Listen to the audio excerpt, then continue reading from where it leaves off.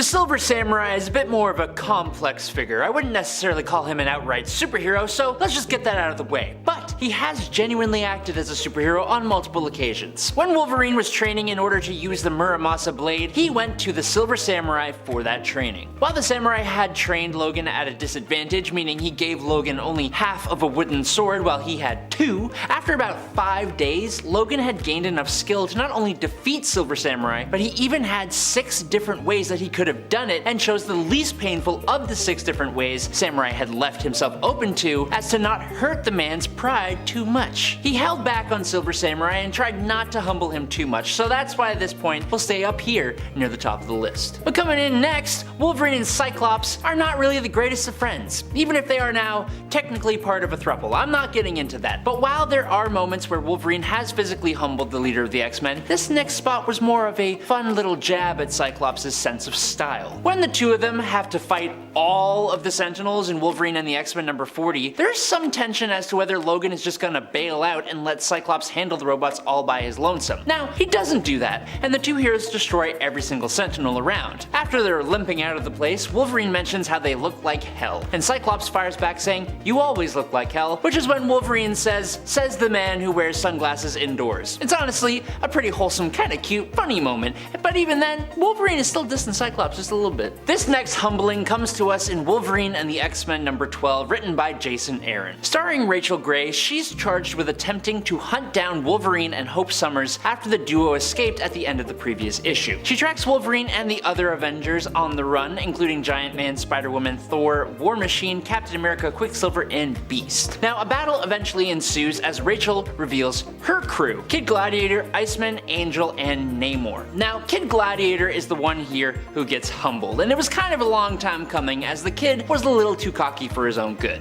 After giving Wolverine a pretty ruthless beatdown, admittedly, and, quote, commanding Wolverine to pop his claws, Wolverine pops up, and in one move he explains how he's studied to be able to bring down anything that lives, including superpowered Strontians like Kid Gladiator, using a single pressure point to subdue the kid before telling him he should have stayed in school, kid. James Howlett and Eddie Brock have a lot in common. Both have bonded with the Clintar symbiote known as Venom. Both are incredibly popular anti-heroes known for brutal tactics when dispatching evil. Wolverine and Venom have also crossed paths and have fought on more than one occasion. The Claws and Webs story, Venom Tooth and Claw, and Wolverine Exit Wounds number 1. However, I'm going to talk about 2018's Venom Annual number 1. Venom and Wolverine get into a bar fight pretty early on in Venom's career as a villain. Now, this fight takes place after Claw and Web, since Wolverine does remember fighting Venom before. Venom barges into the bar looking for Spider-Man, but Wolverine gives him a pretty hard time. The two fight, with Venom keeping Wolverine at bay and Wolverine continuously just charging at him over and over. Venom technically does deal more physical damage to Wolverine here, but Logan manages to break Venom down by shrugging off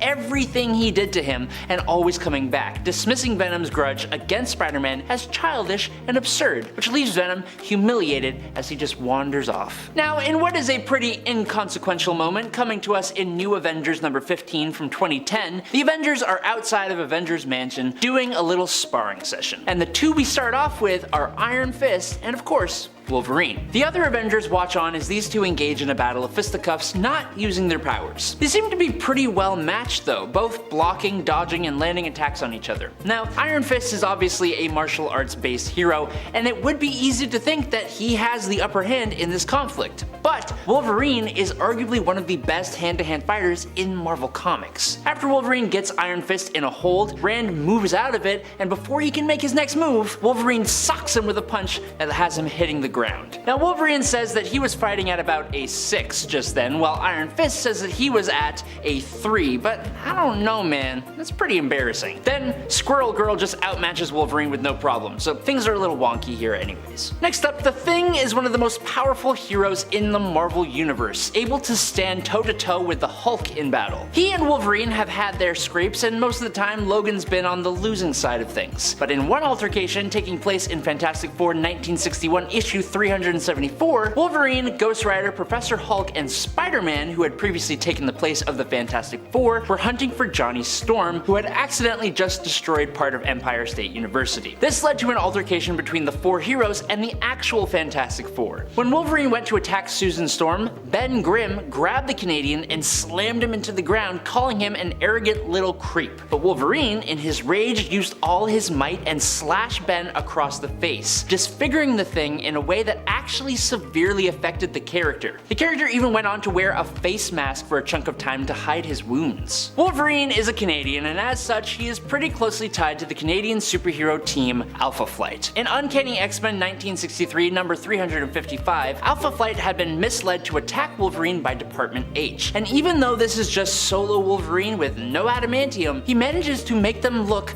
like a bunch of chumps. Starting off the fight, he knocks down Guardian and is seemingly taking on the entire team at once, with Puck jumping on his back and catching some swift elbows before being thrown off. He then faces Flex, who he simply just punches the lights out of, and when the fight finally begins to settle into some more peaceful talks, Wolverine gets sucker punched by Sasquatch, a gamma-powered Goliath, I'll remind you, who Wolverine then goes charging into, starting a fist fight, which is promptly interrupted by the arrival of the X-Men. Now, while Wolverine in the comics is very much a badass, he can sometimes find himself being a little silly and being outsmarted or outmoved by others from time to time. But I gotta say, his live-action counterpart, played iconically by Hugh Jackman, is a pretty consistent badass who puts almost everyone in their place. Now, this is a very small moment, but my god is it iconic. So this is the first X-Men movie. Wolverine is just suited up for the very first time and is joining the X-Men on a mission to rescue Rogue from the Statue of Liberty. It's the lead up to the movie's climax. The team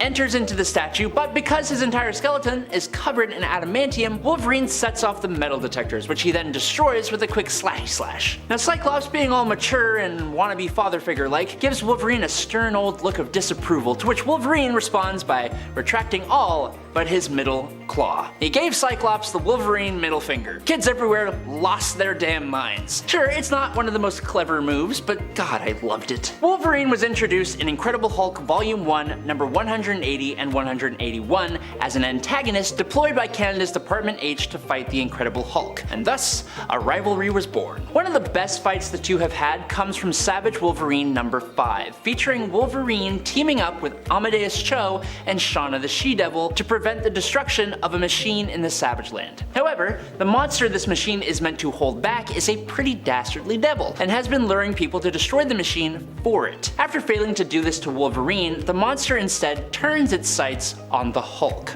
The Hulk comes to the Savage Land and begins going wild, destroying everything in his path on his way to the machine. Now naturally, Wolverine alongside his companions stands in the Hulk's way, leading to a fight. But in a surprise move, not really seeing another option, Wolverine leaps onto the Hulk at the last second and runs his claws straight into his skull, lobotomizing him. This is still the Hulk we're talking about here, so he does regenerate pretty quickly, but this is an incredible feat for even Wolverine. And lastly, I'm coming back with another live-action Wolverine moment because 1, I couldn't help myself, and 2, it's absolutely iconic. Now there are so many moments from the many movies to choose from, but I think one of my absolute favorites comes from X-Men First Class, when Wolverine shows up for less than 30 seconds. Every PG-13 movie gets one F-bomb, and this movie used it perfectly. During a recruitment montage during the 1960s, Professor X and Magneto are traveling around recruiting various mutants to their team when they find one James Howlett enjoying a cigar in a bar. They walk up, and just as they get their names out,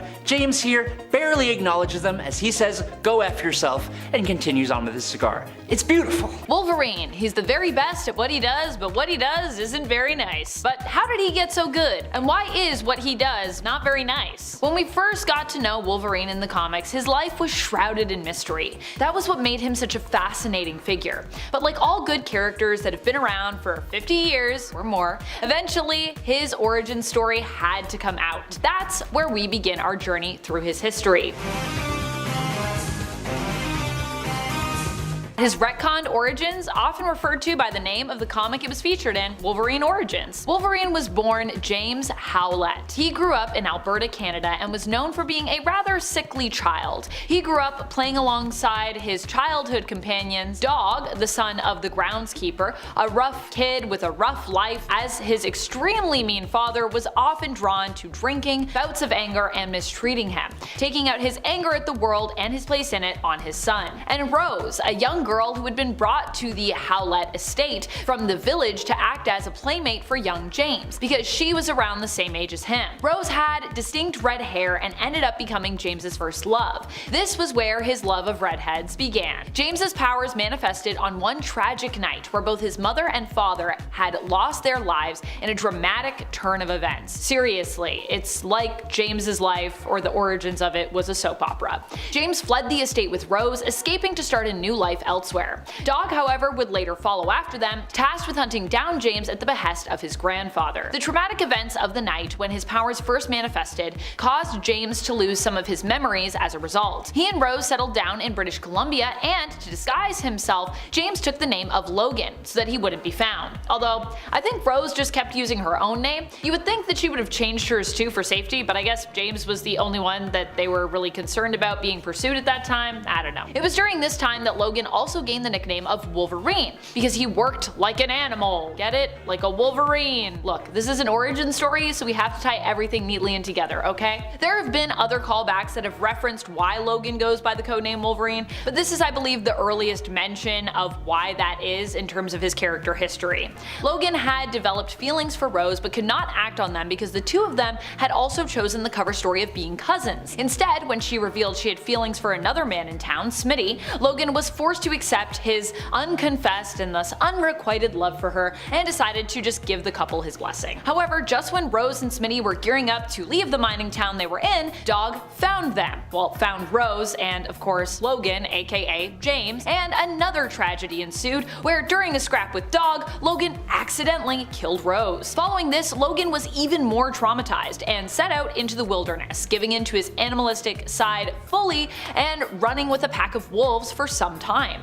It was during this time that he came across a genetically modified polar bear who slaughtered his pack. Avenging the death of his pack, Logan slew the polar bear in kind, which caused Nathaniel Essex to take notice of him. Because yeah, Nathaniel Essex had been the one who modified that polar bear. Nathaniel Essex later tracked Logan down and captured him, conducting experiments on the feral mutant. Wolverine would escape, however, with some help, only to end up captured by a circus where he was being displayed as a sort of circus freak. Once again, he was still pretty animalistic at this time. Also, I gotta say, the X-Men in general have a long and complex history with the circus. I could do a whole video just on that. There are so many circuses in X-Men comics, and this one in Wolverine's history is just one, honestly, of many. It was during this time at the circus that he'd run into Creed. Not Victor Creed, but his sister, Clara Creed, and her brother, also not Victor, Saul Creed. During this encounter, Logan and Clara would end up having a brief romance that ended in, you guessed it, tragedy. Like pretty much all of Logan's relationships do, sadly.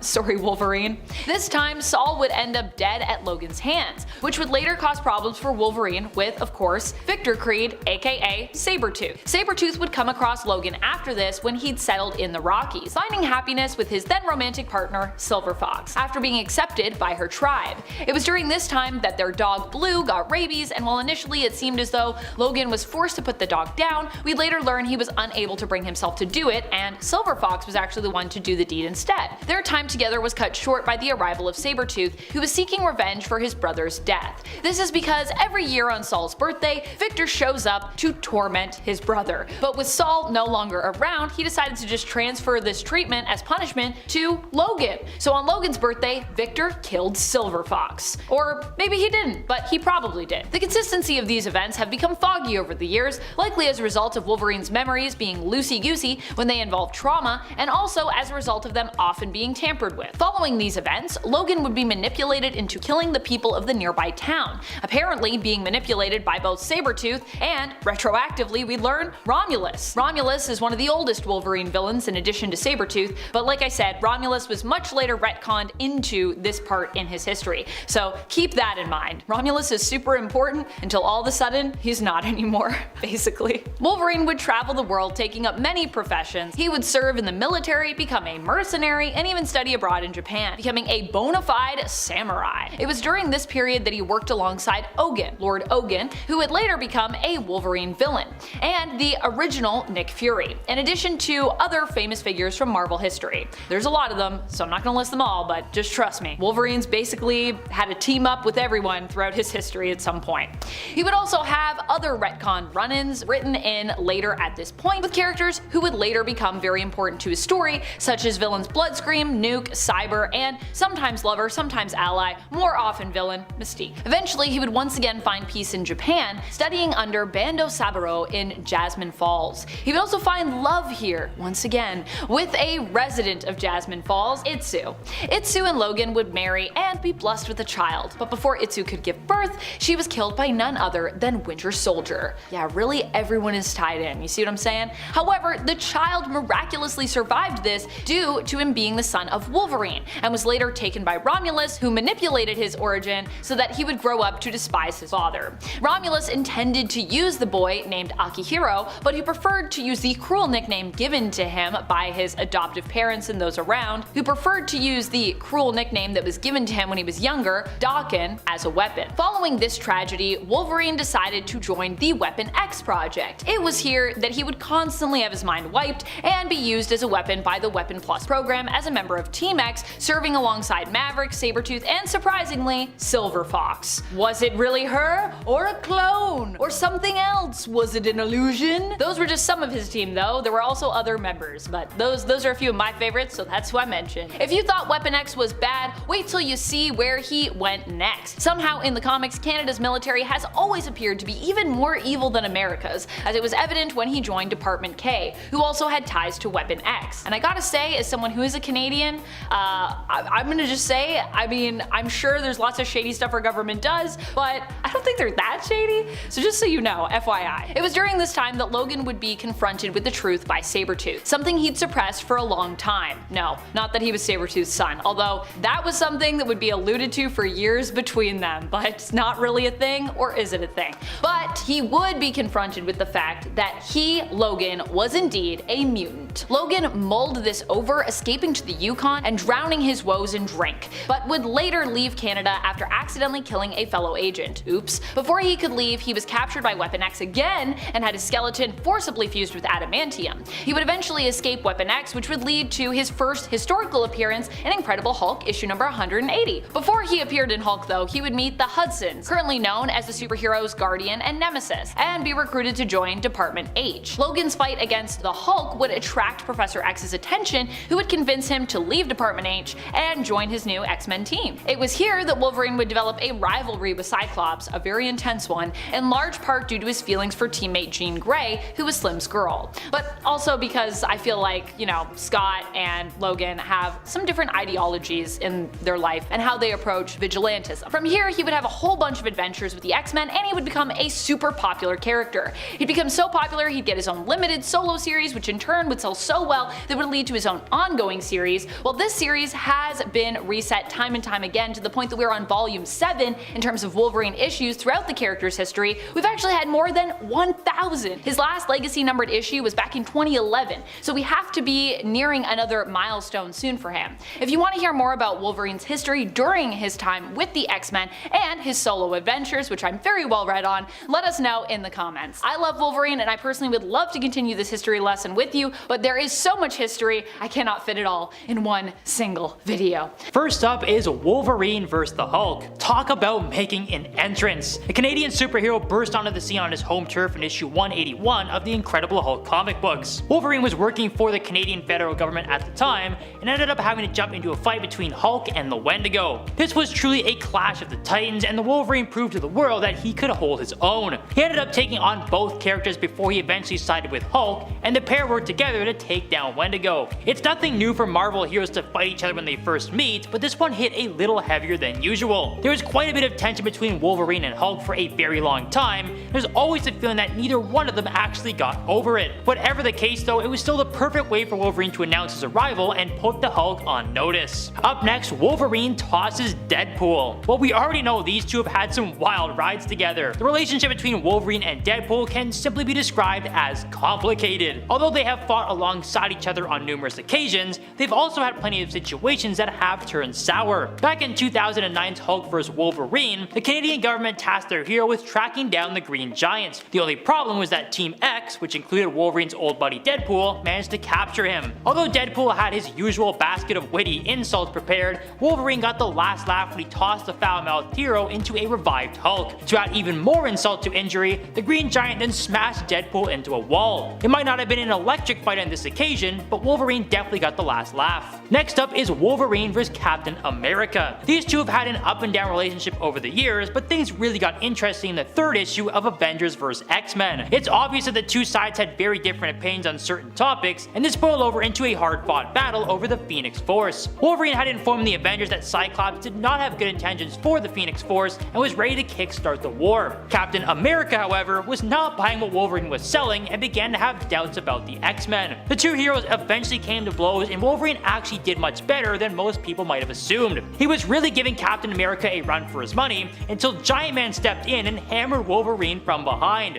Wolverine might have lost this one, but it was only because Captain America needed some outside help to win. After that, we have Wolverine vs. Spider-Man. If you want to talk about epic showdowns, then this one is definitely near the top of the list. Wolverine and Spider-Man were both placed in Berlin during the Cold War for two very different reasons. Spider-Man was on assignment as a photographer, but Wolverine was actually trying to help a spy who also happened to be an ex-girlfriend of his. The spy wanted Wolverine to put her out of her misery, as the Germans and the Soviets were both on her tail, but Spider-Man did not want this to happen. He wanted to bring the elusive spy to justice, and this ultimately meant that he would have to fight Wolverine. The two had a spirited tilt, and although Wolverine didn't come out with W on this occasion, his tremendous skills ultimately got him exactly what he wanted. Spider-Man's rage had risen to new levels, and he'd ended up striking the spy with a lethal punch, which of course is what Wolverine set out to do in the first place. Up next is Wolverine vs. North Star. Enemy of the State was a pretty wild time in the life of Wolverine. This story saw the Canadian hero lured to Japan, where he was eliminated by Gorgon, only to be resurrected as a powerful slave of an evil ninja syndicate. He then worked as a soldier for the Hand and Hydra Alliance and attacked pretty much everyone in sight. Enemy of the State includes some memorable battles with Iron Man, the Fantastic Four, and many more. But Wolverine's biggest statement from all of these fights was his battle against his fellow Canadian, North Star. Wolverine came out of this fight as the only surviving hero, but his crazed rampage was finally put to a stop by the rest of the X-Men. Who knows how many more he could have taken down had the X-Men not intercepted him. Our next fight takes us back to Wolverine vs. Deadpool. On this occasion, Wolverine actually managed to take his acquaintance's head off with his razor-sharp claws. This all occurred in the 44th issue of Cable and Deadpool, when the foul-mouthed hero went solo to try and save Weasel from Hydra. This unfortunately meant that he was going to cross paths with Wolverine, who had been tasked with taking out the Hydra base's section commander. Of course, that commander happens to be Weasel, and the conflicting jobs ended up resulting in another fight between the two heroes. Unfortunately for Deadpool, Wolverine took a quick swipe at his frenemy's head and managed to clear it right off of his shoulders. While this would have been the end of pretty much anyone, Deadpool's special abilities only called for his head to be stuck back on his neck so he could return to normal. Next on our list is Wolverine vs. Cyclops. This was a spirited tilt that included many years of built-up rage. Now, to say things have been rocky between these two heroes over the years would be the ultimate understatement. It's no secret that Wolverine and Cyclops never saw eye to eye on many things, but it rarely ever boiled over into violence. That is until Cyclops decided to send a young mutant to eliminate a group of Hellfire Club goons. This decision sent Wolverine over the edge, as he couldn't understand why Cyclops would send such a young person to commit this terrible crime. The two exchanged verbal jabs before they finally let their fists do the talking and kicked off one of the craziest fights we've ever seen. A Sentinel eventually showed up to put a stop to this rage-filled battle, so there really was no definitive winner. The intense fight did, however, remind everybody that Wolverine meant business. Now we have Demon Wolverine versus the X-Men. The Canadian superhero was dragged into hell on multiple occasions, but his demon-possessed fight against his X-Men buddies was one for the ages. The Red Right Hand summoned Logan to the underworld and Logan goes to hell, only for his body to be completely taken over by a demonic entity. This demon was hell-bent, pun intended, on tracking down the rest of the X-Men and eliminating them with one of their own allies. While the real Wolverine was doing his best to escape from the underworld, his possessed body took on the X-Men in a battle for the ages. Although it wasn't technically Wolverine himself, this is still one of the hero's most memorable fights. The demon made good use of the body while it was in control, and showed off the tremendous power that Wolverine is actually capable of. Now thankfully the X-Men managed to put a stop to their evil friend, but this was one battle that we will never forget. Up next is the Deadpool fight from Wolverine Origins. There is absolutely no shortage of conflicts between these guys, who always seem to be brought together together by fate. While Deadpool was on a mission to eliminate his old pal Wolverine, turns out there was an unexpected twist that led him to this situation. Deadpool was hilariously using all sorts of cartoon attack methods to eliminate Wolverine, such as dropping a piano on his head, but nothing seemed to work. After many tense battles and verbal tirades, the two heroes eventually got serious and discovered a little more about why they were in this situation. As it turns out, Wolverine was actually the one who hired Deadpool in the first place to eliminate himself. He did this to lure Daken out of hiding. This of course meant that Wolverine was able to use Deadpool to get the last laugh and ensure that he got exactly what he wanted. It also must have stung Deadpool pretty bad that he was unable to complete his task of eliminating Wolverine. And finally we have Wolverine vs. the Grey Hulk. Logan came to blows with his longtime enemy once again for one of the most memorable fights in Marvel's history. In issue 340 of The Incredible Hulk, Wolverine decides to take matters into his own hands while Grey Hulk is on a rampage. He jumps into another battle with the Raging Giant to put an end to the Smash Fest, and both heroes really gave it everything they had. There was plenty of back and forth and lots of destruction, and Wolverine actually managed to push Grey Hulk to the brink. It probably would have been over against almost any other hero, but Hulk's healing abilities allowed him to make a comeback and get the final decision in this fight. Although Wolverine might have lost in the end, he was able to taste a bit of victory against one of his toughest opponents. This also put the Hulk on notice that his enemy was stronger than he might have originally thought. Wolverine has taken on many names: Wolverine, Logan, James, Weapon X, and yet no matter where life takes him, he doesn't know peace. Wolverine's life has literally never been easy, not even from day one. He was a child born out of wedlock, and his mom didn't really care for him. In fact, she wasn't around much as she was institutionalized after Wolverine's half-brother died. His biological father, Thomas Logan, wasn't a good person, nor was his other half-brother, Dog Logan. His maternal grandfather was extremely abusive. The only good thing in his life at this point was his friend Rose and John Howlett, his stepfather. But Wolverine is a superhero, which means nothing good ever lasts long. Thomas and Dog killed Wolverine's puppy, leading them to get expelled from the estate. But Thomas did not have it in him to go with Grace. He got drunk and broke into the Howlett mansion with a shotgun. John Howlett tried to protect his wife but was taken out by Thomas. Young Wolverine witnessed this firsthand, and this was what triggered his mutant abilities for the first time. His claws scarred Dog's face and were the last thing Thomas saw. Wolverine's mother, now terrified, cast him out. The entire ordeal caused so much stress to her already frail mental state, she too ended her life with Thomas's shotgun. Rose fled with Wolverine to BC, where the two did get to experience peace for a bit. Wolverine though has the privilege of a healing factor which saves him at least once or twice every storyline. This healing factor is useful, but it can also give him partial amnesia. Traumatic events alter your brain chemistry, so his healing factor patches that up, meaning that he will forget the hard stuff. Rose later died in Logan's arms after a fight went sideways, so he's off to a great start. Wolverine has had quite a long list of ill-fated romances, but he made it as far as an actual wedding with love interest Mariko Yashida. The two fell in love when she visited him in New York, but it wasn't meant to be as she was already betrothed. Wolverine ended up dueling her father, leader of criminal organization Clan Yashida, for her hand. He lost, but it's the thought that counts. They did duel a second time and Wolverine won that one, and then Wolverine and her were engaged shortly after. Invites were sent out to Wolverine's teammates. Unfortunately, after the X-Men super guests arrived, they were all poisoned by some tea from crime lord Viper. She was also working with the Silver Samurai, who is also Marioko's half-brother. The X-Men are taken to the hospital in critical condition, except for Wolverine, because of his healing factor. The Silver Samurai and Viper send Wolverine on a wild goose chase to get him away from the hospital so they can take out the vulnerable X-Men. Wolverine does make it back in time to save the X-Men. He nearly ends the Silver Samurai, but Viper teleports them out of there. The X-Men all recover and everyone is wedding ready. But Mariko calls it off. The reason? Apparently she no longer thought Wolverine was worthy.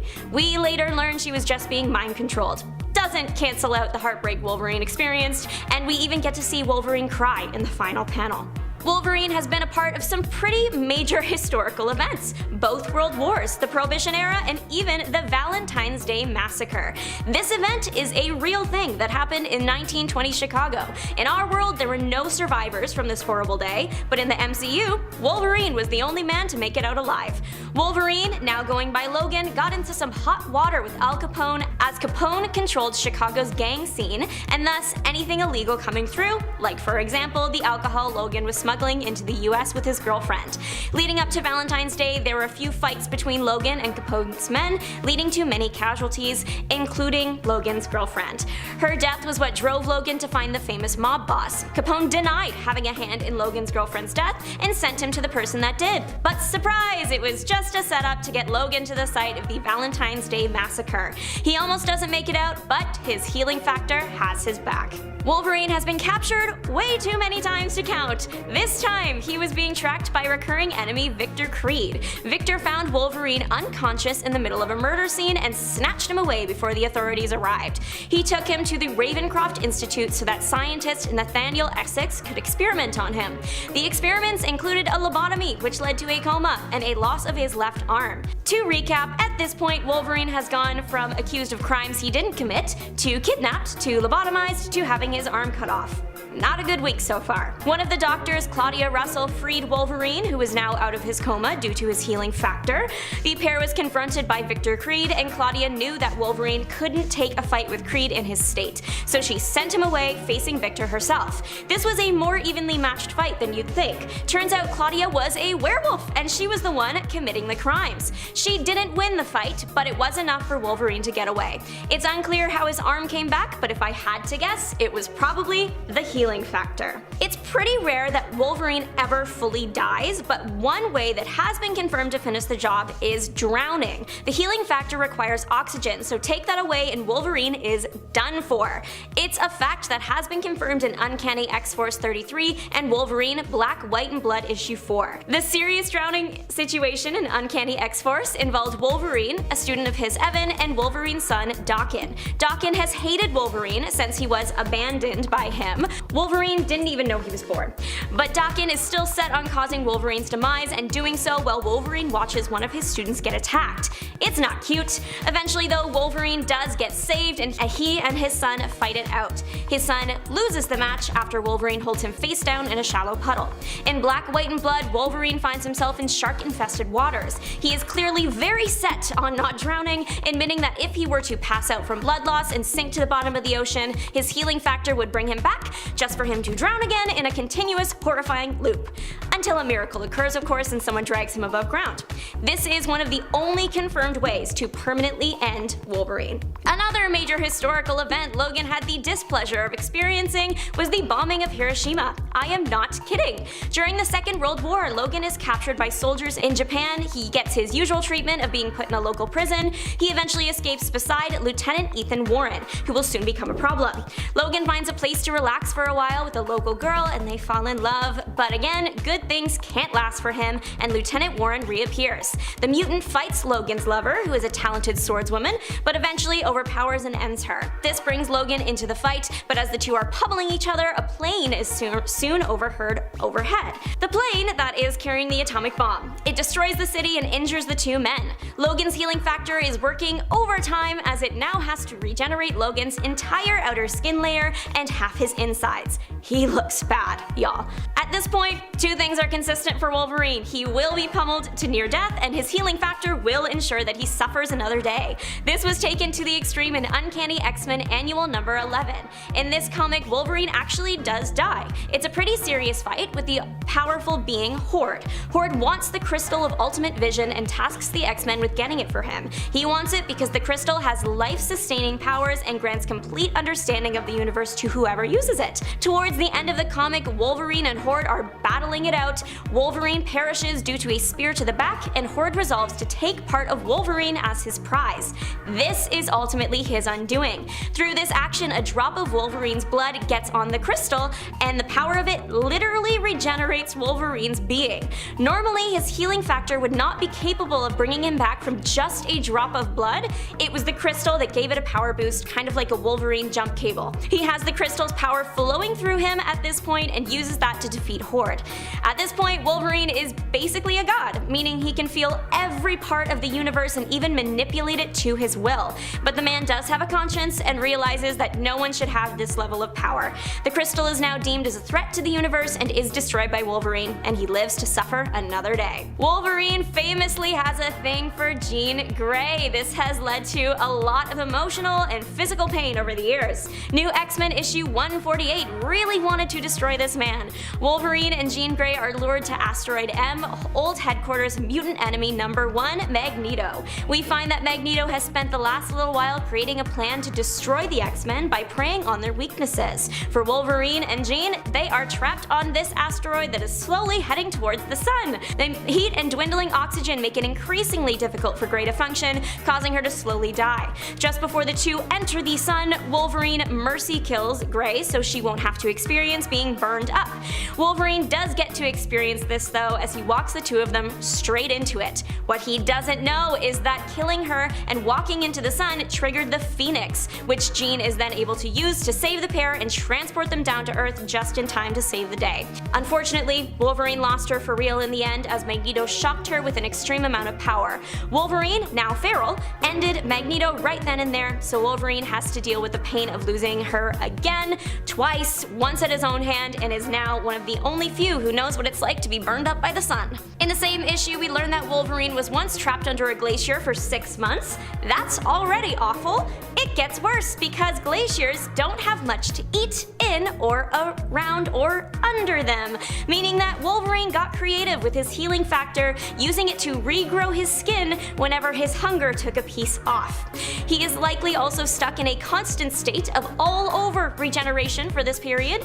His healing factor is forced to not only regenerate his arm, but also any skin that is being damaged by frostbite, making him immune to the effects of it. It is currently unclear how Wolverine got under the iceberg or how he got out. The Old Man Logan storyline has a reputation for being one of the most heartbreaking Wolverine series. For good reason. One particularly famous moment happened in Wolverine Volume 3, number 70. At this point, America is divided into sections belonging to various villains and villain races. An elderly Logan and Hawkeye, they must travel across this chaotic, now wasteland, to deliver an important parcel. They have to pass the time somehow, and Wolverine chooses to do so by telling Hawkeye about the day he decided to retract his claws for good. In the evening, the X-Mansion suddenly receives dozens of distress calls before being attacked by a group of powerful supervillains. Wolverine desperately tries evacuating all the students while simultaneously fighting. He slowly works his way through every villain until it's just him and Bullseye. But Bullseye's last words are what flips this all on its head. He asks Logan, "Why are you doing this? You're supposed to be our friend." Turns out, Logan wasn't attacking supervillains, but instead his own teammates and friends. Actual supervillain Mysterio appeared after the carnage was over, revealing the true scene to Logan. Logan was extremely distressed and heartbroken by what he did, and spent the next few weeks wandering the forest until finally stopping on some train tracks to end Wolverine once and for all. Wolverine is one of Marvel's most savage and ruthless heroes, and that's because the dude has not had a good time from the get-go. I'm about to hit you with a small collection of Wolverine's most brutal moments, but I will be missing a ton, so feel free to leave a comment of any I missed down below. But without further ado, kicking us off today is Marvel's Civil War event. This whole event kicked off because of a guy named Nitro. This villain has the power to explode, and when he did this, hopped up on a new substance, he wiped out the entire town of Stamford, Connecticut. This split the entire superhuman community down the middle, with Tony Stark leading half of them under the idea of superhuman registration, and Captain America leading the other half who opposed this. Wolverine partnered up with the former, and he was given a very specific task: to track down Nitro and bring him to justice. But when Wolverine actually managed to track the guy down, the villain did what he does best: explode. And when it happened here, he managed to completely incinerate Wolverine down to his shiny adamantium bones. But speaking of Wolverine's shiny bones, they did in fact lose their luster at one point, and that was more than brutal enough for this list. In the 1993 crossover event Fatal Attractions, Magneto was offering mutants sanctuary on his ship, the Avalon, and recovering from the legacy virus he was planning to completely wipe out humanity, being opposed only by the X-Men. Xavier, in a special Shi'ar suit, leads the fight against Magneto on Avalon, and Magneto holds everyone off until Wolverine gets the drop on him. Wolverine makes it really close, slicing Magneto across the chest just a little bit too close for comfort, and this pushes Magneto over the edge. He basically turns the adamantium on Wolverine's skeleton into liquid and quite literally pulls it out of his body. It's gruesome. But there is actually more than one character to take on the Wolverine name. X-23's origin story was told in the 2004 miniseries X-23 Innocence Lost, which takes Laura Kinney from conception to independence, and man does she go through the ringer. Laura, unlike most of the other mutants, was created in a lab. This lab was called the Facility, and it's where attempts were being made to clone Wolverine/Weapon X from a recovered sample of his own DNA. The problem is that the sample was incomplete, resulting in constant failures. It was the work of a brilliant geneticist named Sarah Kinney that finally made the project a success when she combined her own DNA with that of the sample to create a genetic replica with near identical powers to the original Wolverine. This clone became labeled X-23, but Sarah secretly named her Laura. X-23 was trained from birth to be an assassin, treated fairly extremely and exposed to a trigger scent that would cause her to lose all control and give in to a brutal rage. The organization used this trigger scent to have her wipe out her sensei, as well as to make money off of her as an 11-year-old super assassin. Now eventually her mother, for lack of a better term, realized that she needed to free Laura. Plus, she also learned that the Facility was creating more clones intending to train them in the same way, and she decided that she needed to take them all out. Thanks to Sarah, X-23 managed to destroy the Facility and the clones, but as she escaped, she discovers that the Facility have put the trigger scent on her own mother. Sarah ends up being taken out by Laura herself, passing away in her arms before X-23 finally gets to escape. But if we really want to dive into the brutality of Wolverine, we can look directly at Weapon X. A large chunk of Wolverine's life was spent being forced to work for the ultra-shady government group known as Weapons Plus/Weapon X. They are the ones that gave Wolverine those shiny adamantium bones that we talked about at the beginning of the list. Not only did they force Wolverine and many others into nasty experiments to create super soldiers, they then hired out those super soldiers to the highest bidders, brainwashing these people into committing terrible atrocities. For example, Wolverine was forced to steal a boy named Frank Simpson and begin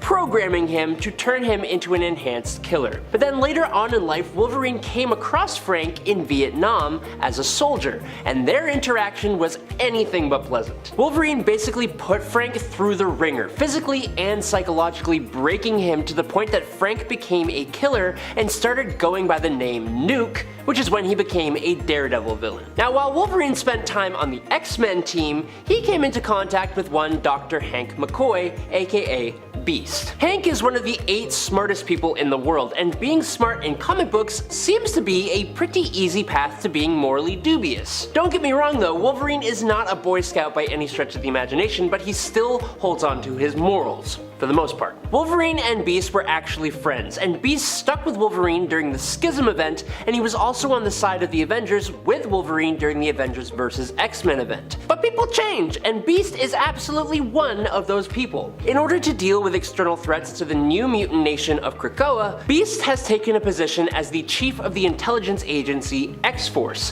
which has almost completely cost him his morality. McCoy has chosen some questionably authoritarian actions to guarantee the Krakoan sovereignty, like sabotaging the country of Terra Verde, squirreling away funds to open a space station prison, and interrupting one of Wolverine's resurrections to attach an obedience collar to send him on clandestine missions, all of which was kept secret from the rest of X-Force and the rest of the mutants. This ticked off Wolverine, which in turn ticked off Beast even more. He sent Wolverine on a mission so that he would be captured for an auction that Hank attended, and then he literally showed Wolverine to the afterlife in order to resurrect Logan again in a primitive state and turn him into Weapon X, where Beast sent him on more and more missions. Beast cloned Wolverine, and he used those clones as his own personal bodyguards and hitmen, and man, Beast has just become straight up a villain. No other way to put it. But Beast is nowhere near the most brutal villain that Wolverine has had to face. The Wolverine villain known as Cyber, for example, is one of the only villains to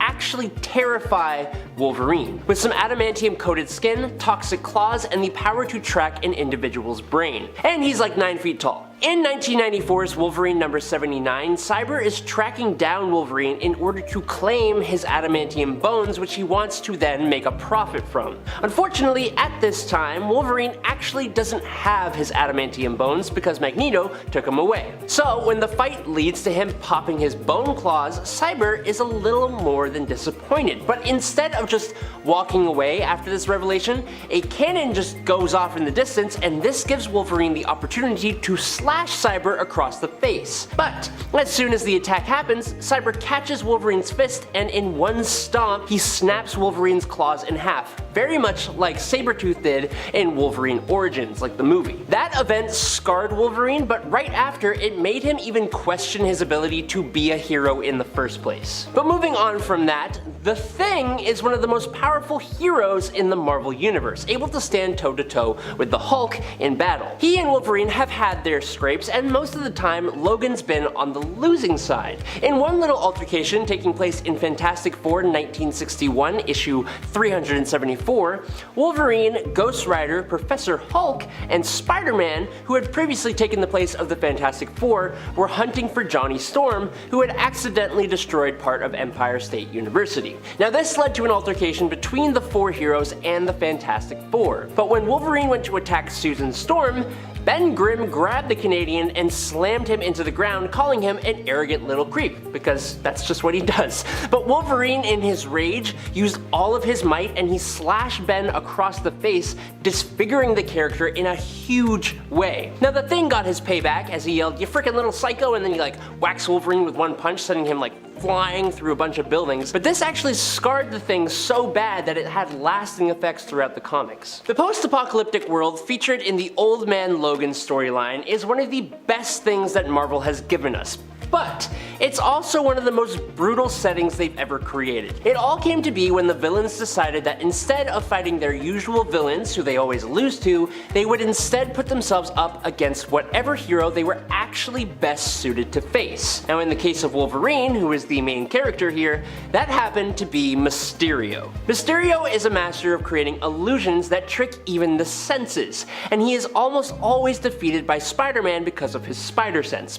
But for Logan, his super senses are one of his key traits, so when Mysterio uses his illusions to trick those senses into believing that the X-Mansion was being attacked by Doc Ock, Ulysses Klaue, Strife, and a whole squad of powerful villains, Wolverine believed it wholeheartedly and he held nothing back. Using his claws, he cut through the villains like butter. With all the other X-Men nowhere to be found, it was Wolverine versus everyone, and he was taking 40 different villains to the grave. It was insane. When he finally took down the last one, who was Bullseye, the illusion actually lifted to reveal that these villains were in actuality all his fellow X-Men, who were just caught completely off guard by the sudden attack from one of their own. Now there are a few different characters who often appear in the Wolverine circle, the Wolverine family, you could call them if you wanted to, but if we are counting down a list of brutal moments for the character, then there is one person in particular who needs to be talked about, and his name is Sabretooth. Victor Creed seems to be bad simply because he enjoys it. As a kid, he took the life of his older brother Luther over a piece of pie, and was absolutely ruthless to his younger brother Saul, who he would make a habit of putting a beat down on, particularly on Saul's birthday. When his mutant powers manifested, it only made bringing harm to others even easier for him, and he eventually took out his own father before going on a rampage through 3 Canadian provinces at just 13 years old. He would become a bit of a wanderer throughout his life, moving from different careers that allowed him to take advantage of his power in order to spill more blood. Now he eventually turned his savagery towards Wolverine, who happened to have taken the life of Saul, Sabretooth's younger brother. Sabretooth, in a really sick way, replaced Saul with Wolverine, making it his goal to make Wolverine's life a living hell. On every one of Wolverine's birthdays, he would beat Wolverine to within an inch of his life, and anyone Wolverine welcomed into his his life, like those he would fall in love with, also became Victor's newest victims. And speaking of that, Sabretooth doesn't only try to ruin Wolverine's life on his birthdays. Anyone in Wolverine's life can become a target for Sabretooth, and Daken was Wolverine's son, born from Logan's marriage to a woman named Itsu, and the boy inherited his father's mutant abilities, but none of his morality. So in an attempt to gain revenge on his father, Daken teamed up with Sabretooth and the group known as the Red Right Hand, and the group's battle with X-Force culminated in Logan having to take the life of his own son. But with the powers of Wolverine, this is obviously no easy feat. Most people believe Wolverine is practically unkillable, but this is actually not entirely true. He does have one or two foolproof ways to bring him down, and one of them is water. With Daken leaving his pops no choice, Wolverine is kind of forced to hold his son face down in a puddle until he stops breathing. This moment is intercut with these flash imaginations that Wolverine is having of the life that they could have possibly shared together if things were a bit more normal. Now just as Daken takes his final breath and Logan mournfully is holding his son, Sabretooth appears on the scene, revealing that this has been his intention since he first partnered with Daken. Needless to say, we kinda hate Sabretooth here. At number 10 is X-24. In the dark and twisted multiverse of comic book adaptations, we've seen our fair share of alternate versions of our beloved characters, but in the film Logan, this sinister creation was engineered to be the ultimate unaliving machine, a nightmarish mirror image of Wolverine himself. Unlike the brooding and complex Logan we know, X-24 is a ruthless berserker devoid of any moral compass. See, he wasn't played by inner demons or a sense of duty, he was a pure force of destruction. And what made him even more terrifying was his relentless pursuit of Laura, or X-23, who shared Wolverine's blood. Every time X-24 appeared on screen, a wave of anxiety washed over myself, knowing that this unrelenting monster would stop at nothing to achieve its grisly objectives. If you're enjoying this video so far, you can support the channel by pressing like, subscribing to Top 10 Nerd, and ringing that notification bell. I would really appreciate it. At number 9 is Zombieverse Wolverine. In the eerie expanse of the multiverse, we stumble upon a spine-chilling variant of Wolverine, who's a zombie. Venture into Earth Z, or Earth 2149, a nightmarish realm in which this gruesome iteration, Wolverine's fate, takes a sinister twist as he, along with a select other few heroes, feast upon the remains of the cosmic entity Galactus. But it doesn't stop there. The unholy banquet bestows upon zombie Wolverine the dreaded power Cosmic. Damn, picture it. The relentless savagery of Wolverine as a zombie, fueled with the limitless might of the cosmos. It's a ghastly unison that transforms Logan into a nightmarish force, a walking apocalypse with claws and a cosmic energy at his disposal. This incarnation of Wolverine sends shivers down the spine, reminding us that within the multiverse, terror knows no bounds. At number 8 is the Lord of the Vampires. This spine-chilling incarnation of Logan emerged from the pages of the What If series, specifically in Volume 2, Issue 24. Here, a fateful turn of events sees Storm choosing to stay by Dracula's side during the X-Men's clash with the infamous Vampire Lord. The consequences were world-altering, as Wolverine and his fellow heroes fell victim to capture and transformation. Yet the adamantium-laced warrior's indomitable will proved way too powerful for Dracula's control. In a gruesome twist, Wolverine overcame the Vampire Lord, seizing the throne and becoming the new Lord of the Vampires. Picture Wolverine with fangs, ruling over legions of bloodsuckers, and capable of enslaving anyone with a single bite. It's a nightmarish blend of clawed ferocity and a moral bloodlust that would haunt even the most fearless of souls. At number 7 is Cancerverse Wolverine. Cancerverse Wolverine is a denizen of Earth 10011, remains a shadowy figure in the Marvel Universe. In this eerie reality known as the Cancerverse, the Grim Reaper has been utterly obliterated, and in the absence of the unalive, paradoxically, it gave birth to a cosmic nightmare. Cancerverse Wolverine's appearance alone is enough to send shivers down your spine. In a world where mortality is non-existent, life spirals into a grotesque spectacle, a chilling reflection of the importance of balance in the universe. Because in this twisted realm, even a hero like Wolverine becomes a harbinger of terror, a reminder that the natural order of things, no matter how unsettling, always has its rightful place. At number 6 is Old Man Logan. Old Man Logan is a haunting iteration iteration of Wolverine, emerging from Earth 8071-28. In this chilling reality, the claws of tragedy run deep. See, Logan was once a hero who now carries the crushing weight of guilt upon his adamantium-laced shoulders. Mysterio's sinister dissipation led him down a path of unwitting euthanization, annihilating his fellow X-Men. Time catapults us into a future where Logan has abandoned his iconic alias, opting simply for his first name to escape the specter of his past. But destiny refuses to release his grip. Logan attempts to evade heroics, settling into a family life, yet peril relentlessly pursues him. When the Ruthless Hulk gang eliminates his loved ones over the late protection money, Logan's dormant savagery ignites. The descent into vengeance becomes an inescapable plunge, culminating in a gory reckoning that liberates his world from the clutches of the deranged Pappy Banner and his nightmarish clan. In the desolate landscape of Old Man Logan's reality, even heroes succumb to darkness, making it one of the most spine-tingling alternate Wolverines in the multiverse.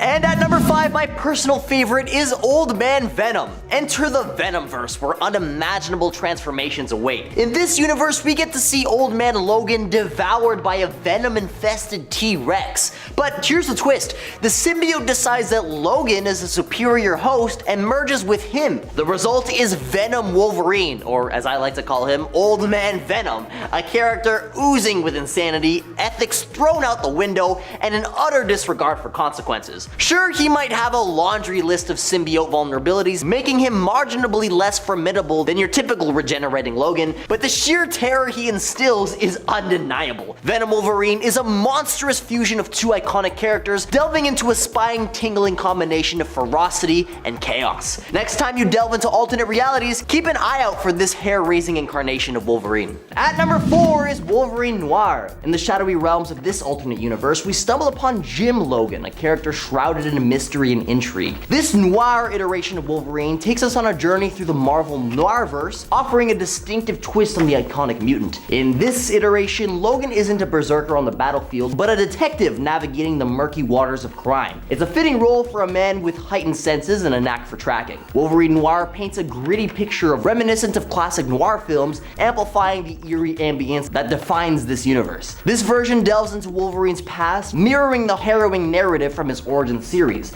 Raised by a fervently religious father, Jim's childhood is the haunting tale of sermons and strife, shaping his path into the detective he becomes. So while we've seen Logan in countless forms, Jim Logan's chilling incarnation stands out as one of the most intriguing and unsettling alternate versions of this iconic character. At number 3 is Phoenix Wolverine. In the realm of eerie alternate Wolverines, the incarnation known as Phoenix Logan takes a chilling spot on our list. Picture a grim future where Thor ascends to the All-Father status and Loki, the ever-malevolent trickster, decimates humanity just to torment his brother. In this apocalyptic landscape, Wolverine, after his own demise, becomes a new vessel for the awe-inspiring Phoenix Force. With this cosmic power coursing through his adamantium-laced veins, Wolverine exhibits an array of mind-bending abilities, even at one point going as far as to save Loki from the formidable Celestials. However, the terror takes on a different twist when a future iteration of Dr. Doom crosses this Wolverine's path, obliterating him. Yet thanks to the Phoenix Force, his demise is merely a minor setback. To secure Dr. Doom's defeat, Logan willingly sacrifices himself, channeling his power through Thor's mighty Mjolnir in the relentless battle. At number 2 is Akihiro. Akihiro, also known as Daken or Fang, is a chilling alternate version of Wolverine. During the Dark Reign storyline, when Norman Osborn took control of the comics, Daken emerges as a sinister counterpart. See, Osborn had formed Hammer and the Dark Avengers, a team comprised of rebranded villains as Avengers replacements. While Osborn attempted to recruit original Avengers, most of them declined. Daken, however, joined as Dark Wolverine. Akihiro might not currently be villainous, but during that time, he was a bona fide baddie. What makes him terrifying in the series is his lack of a moral code, even compared to his father, who isn't known for his strength. Daken, like Wolverine, is a highly skilled fighter and assassin, groomed from childhood to be a lethal weapon for Romulus against Logan. This alternate version of Wolverine is a dark reflection of the iconic hero. And at number 1 is Dark Claw. Darkclaw, a fusion of Marvel's Wolverine and DC's Batman from the Amalgam Universe, is undeniably one of the scariest alternate versions of Wolverine. Imagine the brooding intensity of Batman mixed with the raw, animalistic ferocity of Wolverine. It's a chilling combination, and Darkclaw inherits Bruce Wayne's wealth and tragic backstory, ensuring that he's a complex and deeply haunted character. But what truly sets him apart is his adamantium-coated skeleton and healing factor borrowed from Wolverine, obviously. This mending of two iconic, fear-inducing heroes creates a formidable force. Darkclaw embodies the fear of the night, blending the relentless pursuit of justice with the untamed power of Wolverine's regenerative abilities and his claws. Crossing paths with Logan Wayne would send shivers down anyone's spine.